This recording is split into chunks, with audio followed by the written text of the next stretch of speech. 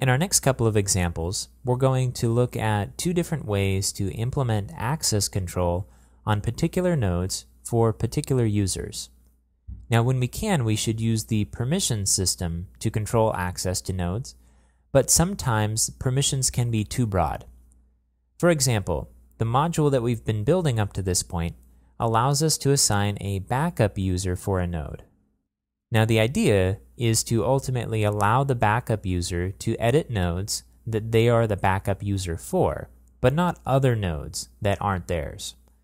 So in order to do this, we couldn't use the permission system because the permission system requires that a user get assigned a role that gets assigned a particular permission, and that's not granular to the node.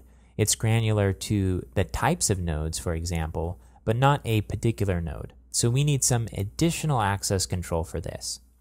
Most often, you'll want to run all of the access control on your site that uses granular permissions through a single module. And there's one module that exists in the Drupal contrib repository called ACL, which is short for Access Control Lists, which is the kind of default module that you can use as a central clearinghouse for these permissions. You can find this at project/ACL on Drupal.org.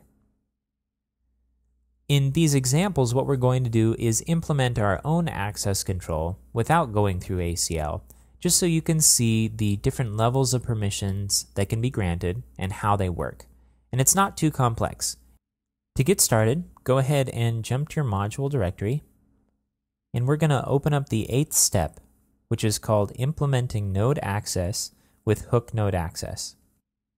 Go ahead and copy all of the code and paste it over the code that's currently in your stuff.module file.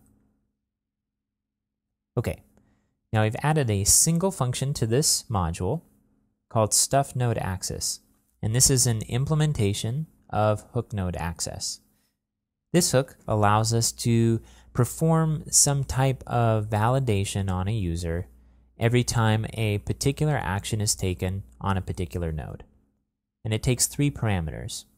The first is the node, which is the node object. The second is the op, or operation, that's being performed on this node. So for example, insert, update, view, etc. And the third is the account that's trying to perform this operation on the node. Okay, so what we're going to do is check to see if this is an update operation. So this is when the user is viewing the node edit screen and saving that form. So we're going to check for that operation. We're going to check to make sure that the account has a name and that the name is the name that's set in the stuff backup user property of the node. And this is the additional information that we've added to the node object in previous examples. And we want to check for empty because if the username is blank, we don't want to give it access. And if that exists, then we're going to set a message that says you're allowed to modify this node because you've been assigned as the backup user. And we're going to return a constant called node access allow. As soon as this constant is returned, then regardless of what other implementations of Hook Node Access say in other modules, the user will get access. And this is the reason to run all of your access control through a single module. And if the user doesn't have this status as the backup user for the node, then we want to return another constant called node access ignore. If we instead returned node access deny, that would deny the user access regardless of what other Hook Node Access functions say.